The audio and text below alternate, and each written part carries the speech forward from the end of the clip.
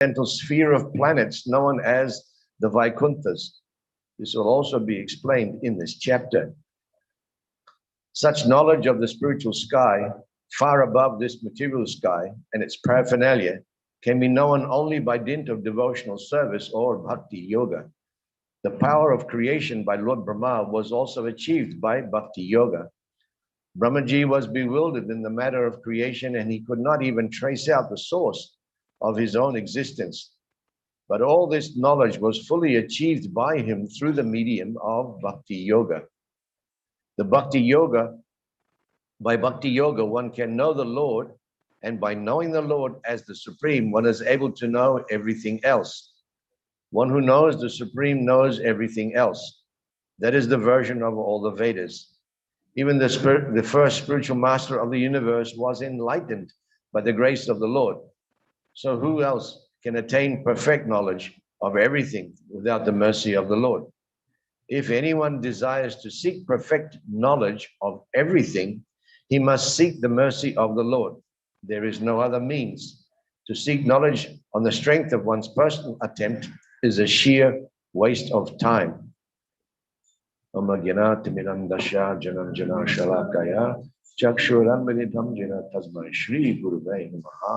Prabhupada ki jai.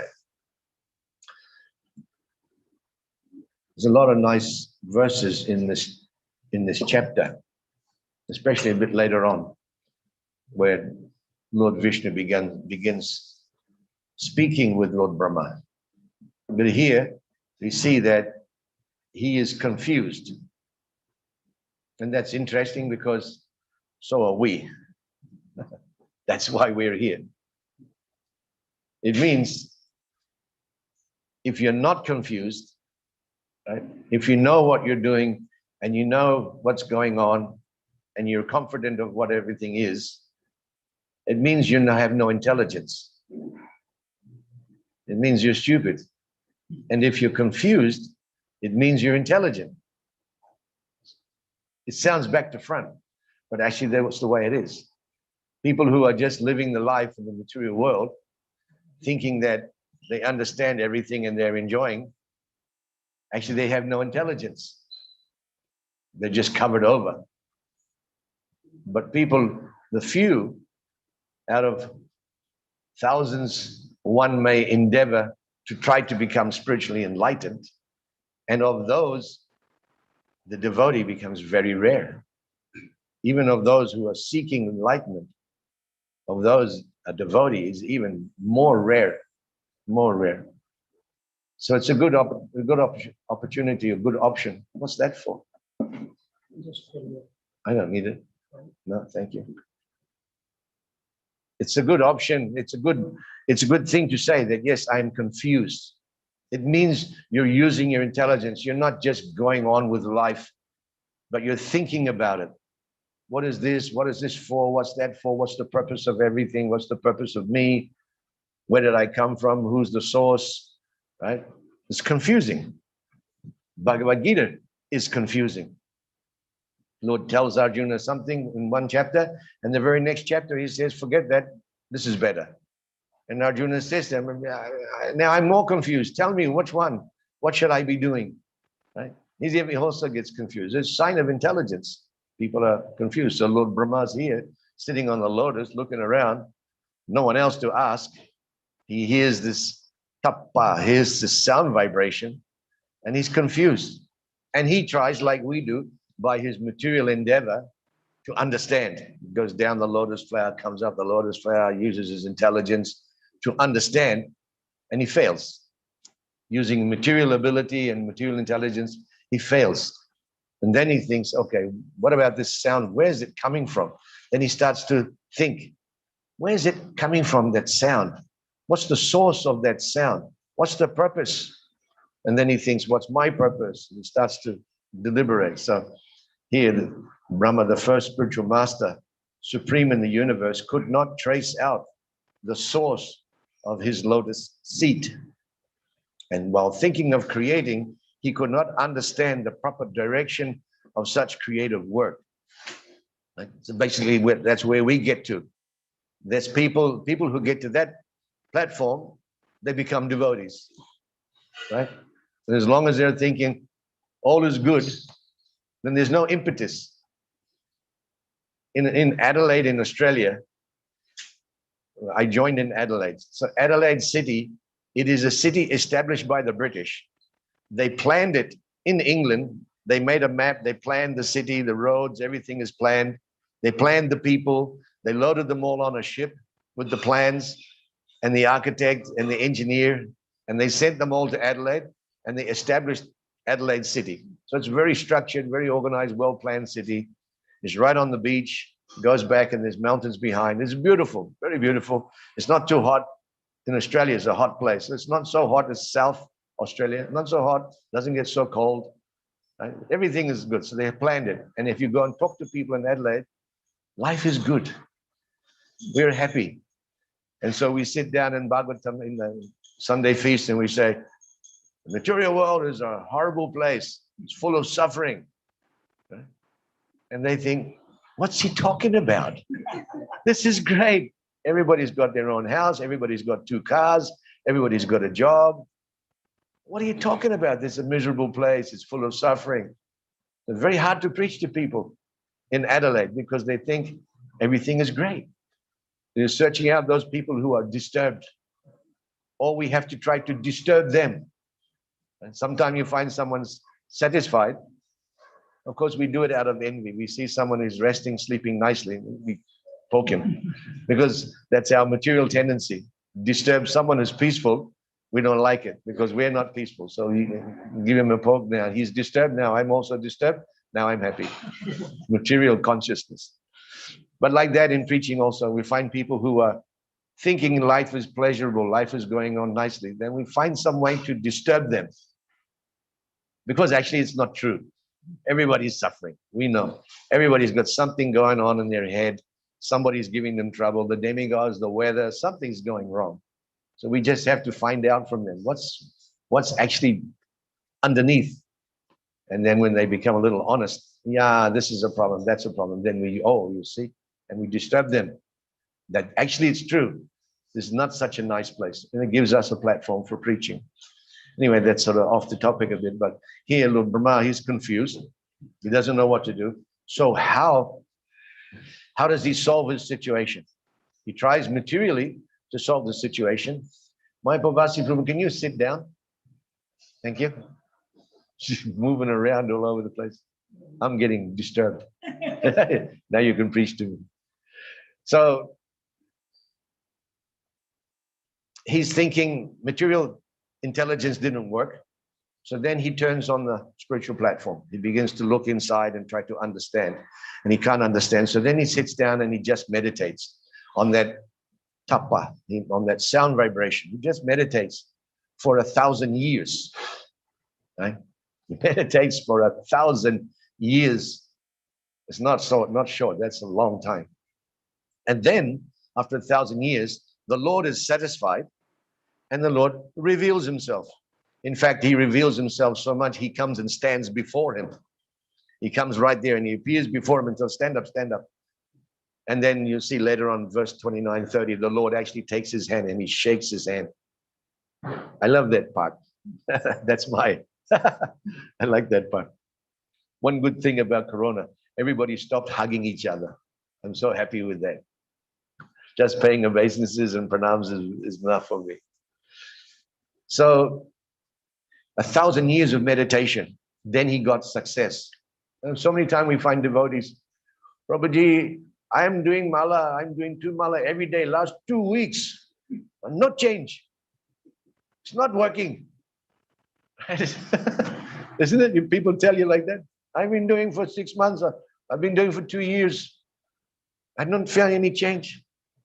No patience, right? No patience. Brahma meditated for 1,000 years. Then Lord Vishnu appeared. Takes some time. So this section we are in here now in the Bhagavatam, it's just about now the verses will come. The Lord begins to explain his transcendental abode and his transcendental form. Begins to reveal, explain to Brahma. And Brahma begins to understand. So these verses are coming now. And the Vaikuntha Loka. So how can you understand? How can you understand yourself? How can you understand the Lord or what you're supposed to do? Except by devotional service.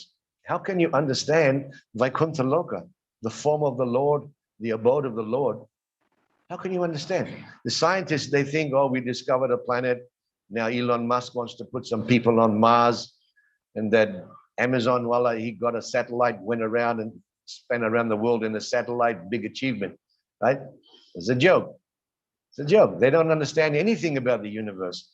They can't understand the material side of the universe, what to speak of Vaikuntha, beyond the universe. They have no concept whatsoever. They can experiment all they like, but they can never get past the shell of this universe. He explains then earth, water, fire, air, ether, everything goes. Earth is a certain thickness, and then fire is double that thickness, and then earth, water, double fire, double of that, ether, double of that. I mean, it's just inconceivable, the thickness of the shell of the universe. And you have to cross through all that earth, first of all, and all that water, expanse of water, and all that fire. How are you going to cross all that? Ether, how are you going to cross all that ether? Not possible. Of course, even some scientists are saying they never even went to the moon. There's some controversy there. They're saying like that around the earth at a certain distance, I think they said 6 miles or something, around the earth, there's a belt of radiation. And that little plastic suit that those spacemen wear is not going to stop that radiation. There's no way they could have crossed through that radioactive area. So scientists say they went somewhere else. Either they cheated and never went, or they went somewhere else. Now, the Siddha Lokas are there. Maybe they went to the Siddha Lokas or somewhere else in between. But according to some scientists, there's no way they could have gone. So there's a debate and criticizing each other. What's going on? Wow.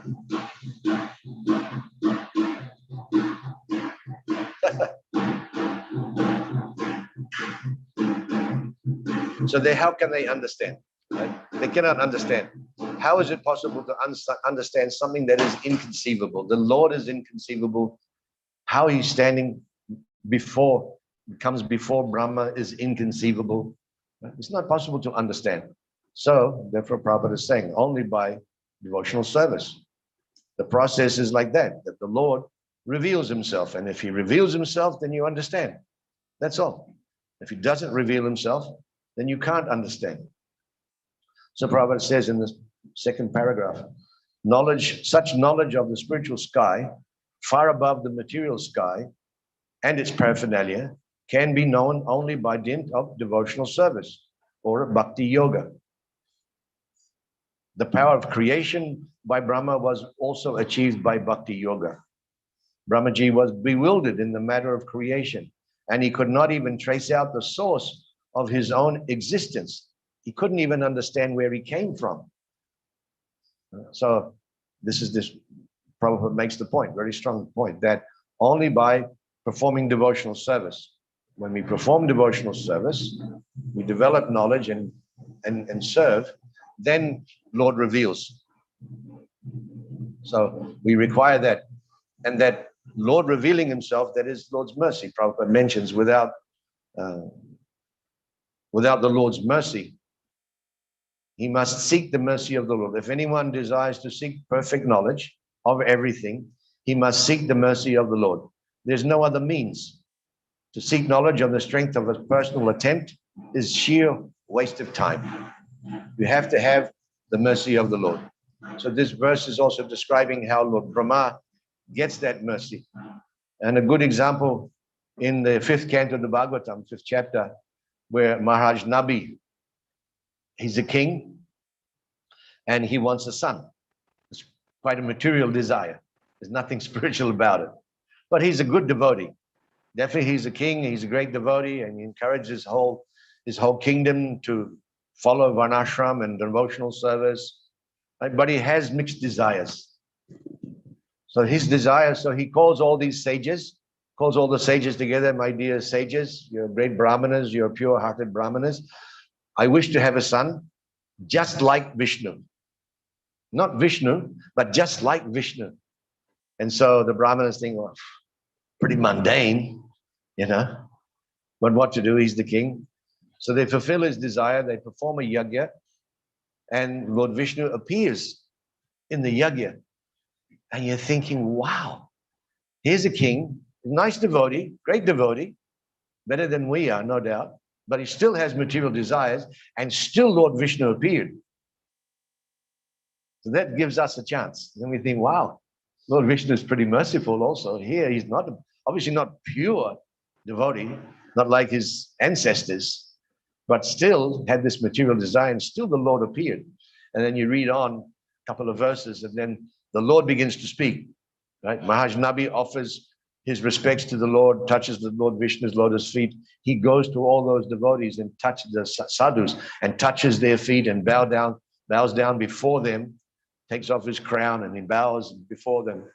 And Lord Vishnu is standing there. And then all the Brahmanas, they offer prayers to the Lord, respect for the Lord. You are the Lord of creation, the Lord of all. You're the Adi, everything. So many verses are there. And then Lord Vishnu begins to speak. The Brahmanas, the first thing they say is, my dear Lord, we want to apologize. Apologize for what? For asking you and calling you for such a mundane thing as the king wants a son. So please excuse us. You are the personality of Godhead. You could have offered him anything else. You could have offered him liberation and go to the Vaikuntha Lokas, anything. But he's asking for a son, and we feel bad that we're also asking on his behalf. So then Lord Vishnu answers, I'm very happy. And he says to King Nabi, I'm very happy, and I don't mind that you asked for a son, and I appreciate your devotional service, and I appreciate you being the emperor and the king. And he said, but don't think I came because you asked me. Don't think I came because of your devotion. Right? You'll get my mercy, and I will give you a son, just like me, not myself, but just like me, Rishabdev. Your son will be Rishabdev. But don't think I came just because of your devotion, because you wanted something, because you're the king or something. Then he explains, I came because these sadhus, because they called. And then he described these sadhus, they are pure devotees. They are pure and 100% pure devotees. And because they requested me, I cannot refuse. Therefore, I will fulfill your desire. You'll get my mercy because you touched their lotus feet, not because you paid obeisances to me. That really doesn't make much difference. But because you paid your obeisances and you touched their lotus feet, therefore, I will give you my mercy. And Prabhupada describes, this is important for devotees to learn, to touch the devotee's lotus feet, the lotus feet of the pure devotee, to bow down. So many times we see in Guru Puja, many temples, and few devotees offer flowers and touch Prabhupada's feet, and many don't. And I can't understand, why would you, those lotus feet are there. The mercy of Krishna is sitting right there, and you're allowed to go and touch them. Nobody's stopping you, and you don't bother. Why would you not do that? Because just murti. I don't know what mentality people have. Maybe they just think, just fiberglass or something. I don't know what they think.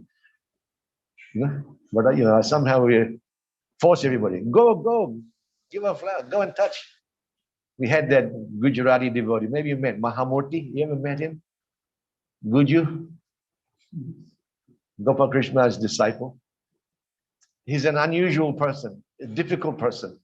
He's a difficult person. If he gets the microphone, you can never get it off him. He's like that. He had a lot of funny traits. But one good thing he had, anybody came to the temple, doesn't matter who he was, doesn't matter he was the Prime Minister of India, doesn't matter to Muhammad, it didn't make a difference who they were. He would make them go, give a flower, bow down, give a flower, touch. And some people would, you could see they didn't like it. He would make them, they would go there and do like this. No, lie down. Then they would do on their knees. No, lay down, full, lay down. He would make them, people would get disturbed. I was thinking, actually, that's his mercy. They don't understand who Prabhupada is, but he was trying to get some mercy of Prabhupada. So it's an important thing, devotees. We talk about mercy, Krishna gives some mercy, but the mercy is all around us. Right? Is the Vaishnavas. We have to learn how to touch the devotee's feet, not or the guru or the big devotees, but everybody. We have to understand everybody can help us in our Krishna consciousness. Prabhupada said you can take good advice even from a fool, right? Someone who's intelligent. If his mind is open and his ears are open, even he can get some good advice even from a fool. We were coming home from Sankirtan in South Australia, and we were three. We had one car each. We were collecting, fundraising. Wasn't like book distribution or Harinam, but we were collecting funds for the temple. We had a car each, and we're driving home, trying to get back for the Sunday program, and it was raining, and it was getting a little bit dark. And one devotee car broke down. And so we had nothing to do. We had to tow him. And we had all the equipment. We had a chain, we had a tow rope, everything. So I was sitting with one devotee in my car and said, okay, we'll tie the rope on the car behind. And one devotee, Mahabudhi, not a very good driver actually, said that I'll tow you, I'll make the rope tight, and then you release the brake, and then I'll tow you. And we'll go slowly, and if you start to get close, you touch the brake and keep the rope tight. Well, yes. So then I'm trying to tow him. We start moving, and he just slams the brake and broke the rope. I said, stupid. Why would you do that? So then I thought, okay, you tow me, you drive the car, go slowly, make the rope tight, and then you pull me, and I'll behind and control the speed of the car. Yes. And he got in the car and just drove off and broke the rope again. What's wrong? I want to get home. So then the devotee sitting to me was a new devotee, new bhakta. And then he said, maybe it's just Krishna's mercy to teach you to be tolerant. And I was like, not now. But then I thought, oh yeah. And I thought, yes, Prabhupada said, you can take good advice even from a fool. So then I had to, yeah, okay, thank you for preaching to me, cool me down a bit. It's like that. We have to see, all devotees have a good perspective. Everybody's got something good to say. They have an understanding of their own when they hear something, when they read something, they have a picture in their mind what they think things should be. So we have to appreciate everybody. Basically what I'm saying, you have to appreciate everybody. You have to see everybody has something to offer Krishna. And when Prabhupada was speaking, it always affected me where he was saying that every single jiva has got some special quality that no other jiva has. He's got something, some mix of humor and some mix of intelligence and austerity, or some mix he's got that no other person has. And then with that mix, he can offer something to Krishna that no one else can do. And that will increase Krishna's pleasure. Everybody has a part to play. Everybody's got their own part. They have their own different nature. And then Prabhupada mentions in that, he's talking, just like Madhu Mangal, he's the comedian, right? And he's a Brahmana, and others are not, they're cowherds. And many times he says, oh, I'm associating with all you lower class cowherd boys. I'm spoiling my caste is becoming spoiled. And he begins joking with Lord and joking with Balaram. And then they love it. Only he can do, no? He's famous. Madhu Mangal is famous. Prabhupada mentioned so many times Madhu Mangal. And yet he's the jester. And so many times in joking, you think, oh, sometimes offensive. How he's joking with the Lord seems sometimes offensive. But the Lord is enjoying that mix of relationship that no one else can give. So Prabhupada is appreciating. And I think that was Prabhupada's expertise. He could find that in every person that he met, even people who came to challenge him, right? They came to challenge him, and Prabhupada could find that something in them. And then they would go away appreciating, Sadhu, very nice, Swamiji. They appreciate Prabhupada. So somehow or other, we also have to work toward that. We keep talking about love and trust, but sometimes love and trust is not there. We have to work on that. There has to be love and trust. It's not just an automatic thing. To love someone, you have to know them. You have to know what they like, what they don't like. Mostly we are Mayavadis. Mostly we don't really care. Right? It's material consciousness. We don't really care what anybody else feels. They're happy or not happy. I mean, the kamis are even worse. They'll destroy you. They're happy to destroy you, destroy your business. Many times business mentality is like that. I got a business, he's my competitor, destroy him. He should never exist because he's my competitor. And so when devotees come to India and they see all the medical shops in one line, and all the steel shops in one line, and the devotees think, how's that going to work? They're all competing with each other. They must be fighting every day. But they're not. They're all happy. They're all happy. They're getting on with it because they have some understanding. I got my karma. He's got his karma. He'll get his. I'll get mine. It's all Lord's hand. Not in the West. If you go to the West, if there's a shopping plaza, if there's a bakery there, I want to make a bakery. No, you can't have a bakery. Why not? There's already a bakery there. You can't compete. You have to have, a hairdresser shop. You can have a hairdresser. There's no hairdresser, you can make hairdresser. But they won't allow you to have the same shop as someone else. Otherwise, I'm going to fight. They're going to fight. Right? And that's the materialistic mentality, is like that. The devotee has to be accommodating. That's our philosophy, to accommodate. And somehow we have to find out everybody's abilities. And then as we begin to know people, we take some interest in, actually talk, not just some superficial, Hari Bol, Prabhu, are you chanting your rounds? That's what they say, right? Oh, Hari Bol, Hari Bol. And then there's an awkward silence, and then you're chanting, you're doing your mala? Okay, good. And that's it. Right? No use of that. Rupa and Sanatana Goswami, they're sitting together and they're having discussion and they're witnessing Radha and Krishna's pastimes in the spiritual world. Right? They're sitting there and they're looking and witnessing. They forget to eat, they forget to drink. They're just totally immersed in somewhere else, completely somewhere else. And then people would come and discuss with them. Prabhupada would say, they come and discuss with them.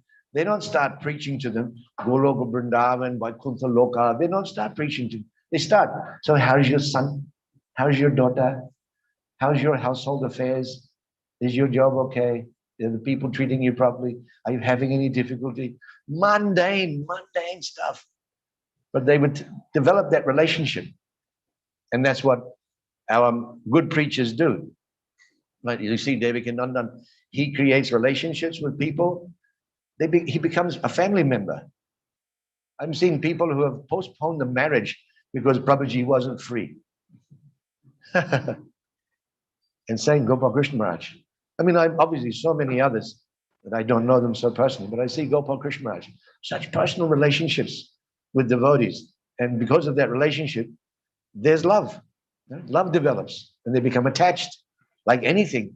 And then even if Maharaj is requesting them to do something they don't really want to do, because of that relationship, they do it anyway. Right? There's some secret there. Krishna does that, develops, gives you a little taste, and then takes it away. Give you a little more, take it away, to make you desire that relationship. So developing love is an important factor in Krishna consciousness. And then trust. Trust is also not so easy. It's easily broken. And when it's broken, it's very difficult to repair. Right? But trust takes time to build. But every relationship in the world is based on trust. Right? We vote some chief minister because there's some level of trust. Okay, maybe he'll do something for us. Maybe he'll help us. Okay, give him a vote.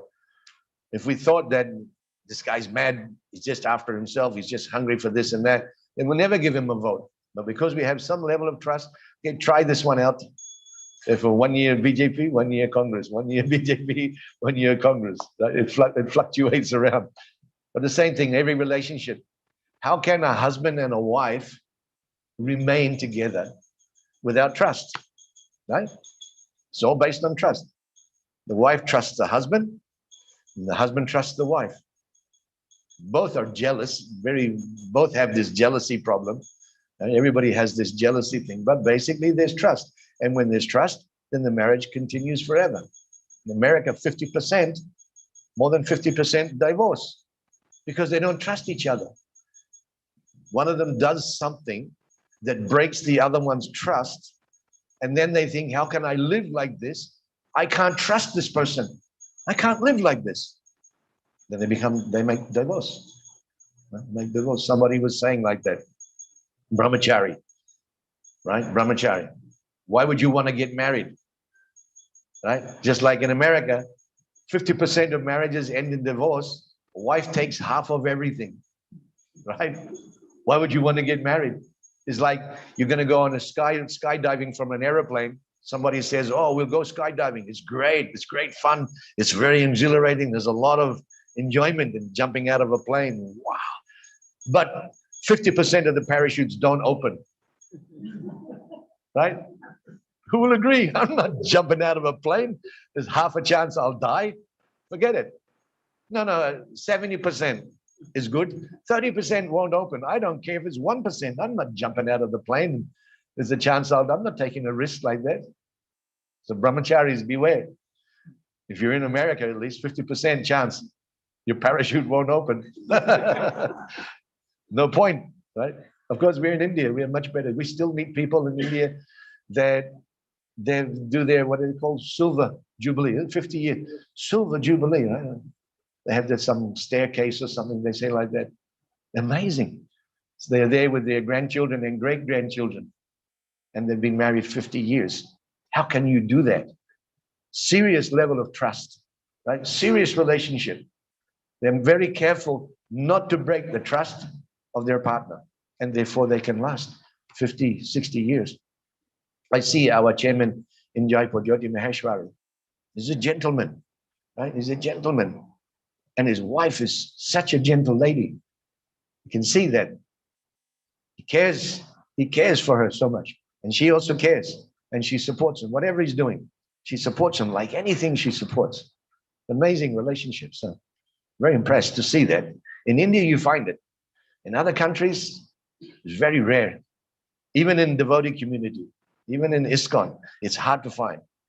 If you go to Australia, you don't ask somebody, "How's your wife?" I made that mistake in Melbourne and Sydney, and then again in New Govardhan, and now I live. Don't ask anybody, "How's your wife?" You go to Melbourne, how's your wife? Oh, actually, now she's married to Prabhu Das, and my wife married Bhakta Das, and I married Nishringa Das's wife. Oh, okay, sorry, I asked. It's like that. Even the devotees, they have not developed Indian culture, which is Vedic culture. They have not developed.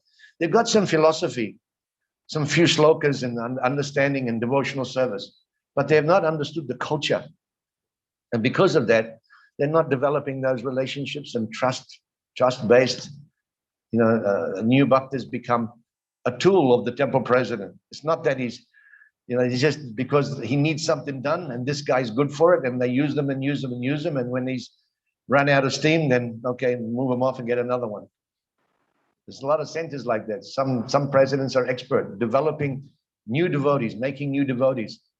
But as soon as they grow up and they grow a brain and have their own idea, they can't relate to them anymore. I'm telling you, do this, do that, do the good boy. It's okay. But when he starts saying, "What if I do like this? What if I do like this?" Oh, troublemaker. Why you're always making trouble? Because he's intelligent. He knows this, he has his own idea how to spread Krishna consciousness, right? You have to let him go. So there's some that have a lot of trouble, but others that have that, they're developing trust and relationships, then they can, like Prabhupada, he had that trust and relationship, then he can engage anyone. Nobody he couldn't engage. Even people who were falling down, he could engage. Even people who were having trouble, he could engage. Someone said, "I can only do 3 principles. I can't do 4. Prabhupada said, "Good. 3 is good. Do 3. And then his sannyasi said, "What about me?"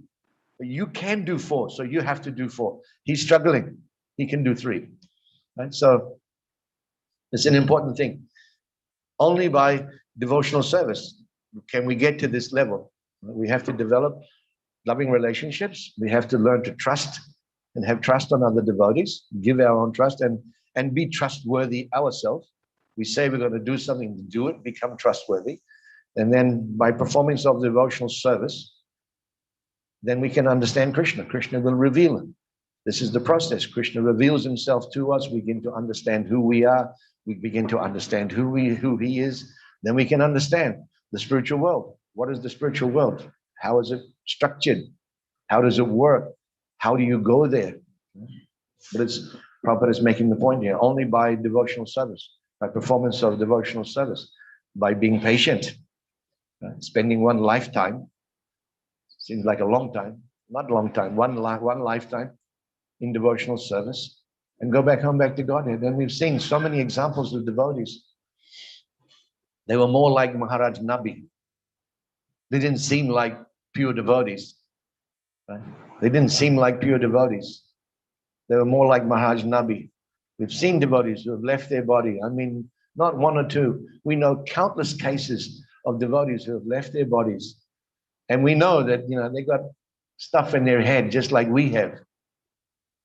But we understood they go back to Godhead, not because of the strength of their devotional service, but because of the mercy of the spiritual master. That's all. They got mercy. They've done something to please Prabhupada. They've done something to please their spiritual master. And because he's pleased, like Lord Vishnu says to King Nabi, I have no choice. I have to. I have to give my mercy. There's no question. I'm not thinking, should I or should I not? There's no deliberation going on in Lord Vishnu's mind. Pure devotee asked, done. It's done. Just like when Sudarshan Chakra is chasing. Who's he chasing? Durvasa Muni. And then Durvasa is saying to Lord Vishnu, this is your chakra, do something here. Oh, I can't help you. What do you mean you can't help me? I'm a devotee. Yeah, you're a devotee, but I still can't help you. And then he says this verse there, have you no heart? And then Lord Vishnu said, no. What do you mean you have no heart? I'm a devotee. He said, no, my heart is stolen by the pure devotees. They have my heart. I have no heart left.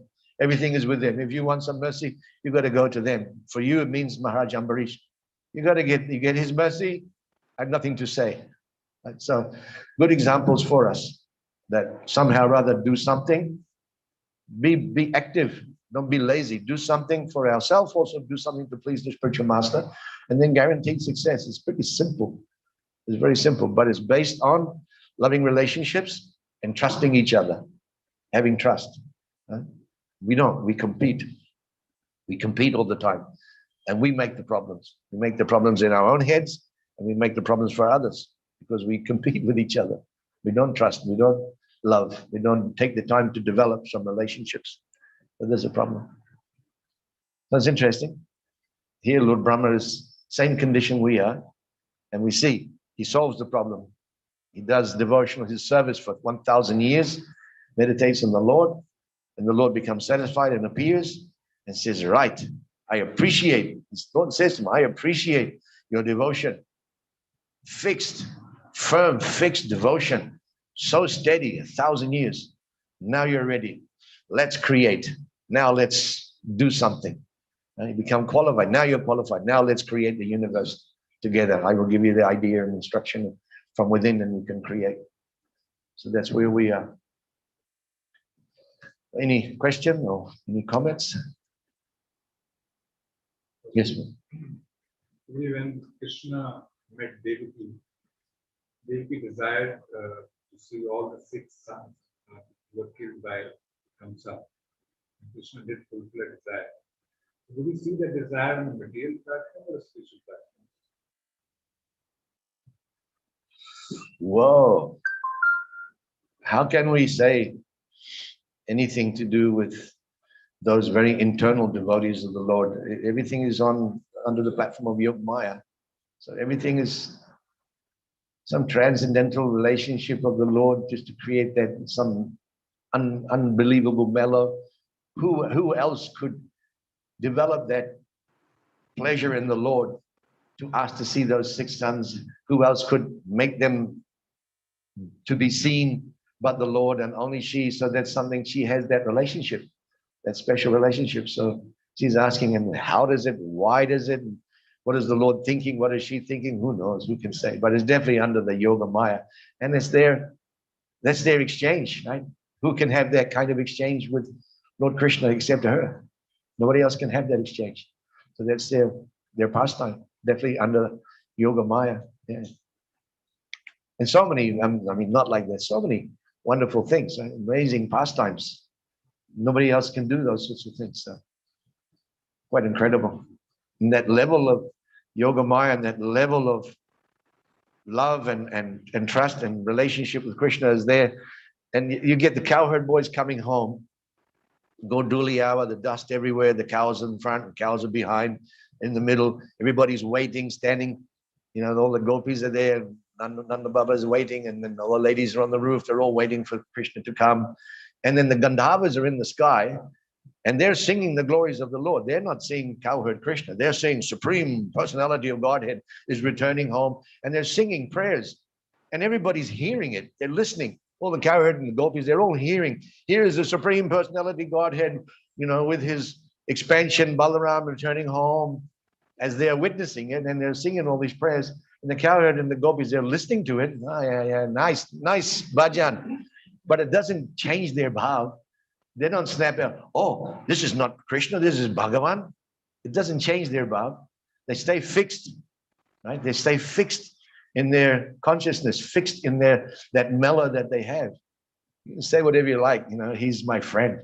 Say whatever you like, he's my lover, my paramour, my son. It doesn't change anything. So that's something very amazing, right? Something amazing. You can get to that level of fixed devotion that even if someone is saying something else, it can't confuse you. They can't change you. Many times devotees, they're not so fixed up, and someone else comes and preaches to them in their ear, and they give up devotional service.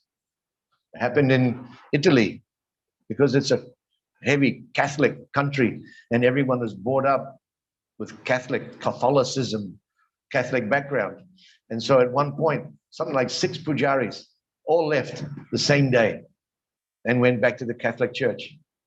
Someone was coming to the Sunday feast, a Catholic person was coming and began preaching, one by one, preaching to these pujaris. And somehow or other, they got bewildered and convinced them, and they all just left the temple in one day and went back to the Catholic Church. It means not firm, fixed faith. Right? Their faith is still to be shaken, can be shaken. So we are like that also. Sometimes our faith is not fixed. Yesterday we met this boy on Padayatra. He is struggling, like anything, he's struggling. Nice boy, doing his service, everything.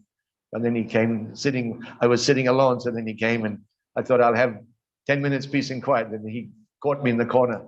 Oh, my mind is telling me, I'm so afraid if I go back, I know I'll just become a drunkard. So I'm trying to stay, but I don't know, I can't stay. And if I'm staying, I'm making so many offenses to devotees, blah, blah, blah, and going on. Wow, cool down, slow down, cool down. Very much disturbed. But understanding intellectually, I'm in the right position. At least I have a chance. If I stay with devotees, I have a chance to be saved. And if I go out, I know I'm going to become number one nonsense. It's going to all fall apart. So it's a bit like that. We have to become steady and firm, fixed faith. Nothing's going to change me. I'm fixed with Krishna. I'm fixed to Prabhupada. I'm fixed to my spiritual master. And I'm, good or the bad, I'm going to stick with it. And Burijan Prabhu says that your faith has not really matured until you've had some major drama in Krishna consciousness in your spiritual life. You've had some major difficulty in your spiritual life and you stuck to it.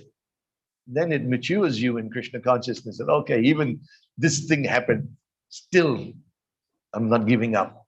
It gives a lot of strength. Of course, we don't wish anybody to have those problems, but at least if it comes, we should see the positive side. And then, okay, it also helped me. It made me more humble. It made me more serious. It made me consider other people. It was some good side to everything. Try and see the good in it. It's easy to talk, but not easy to do. Take time, but be patient. We have to be patient. Ups and downs are there. It's like that. We have to be patient. Give it time.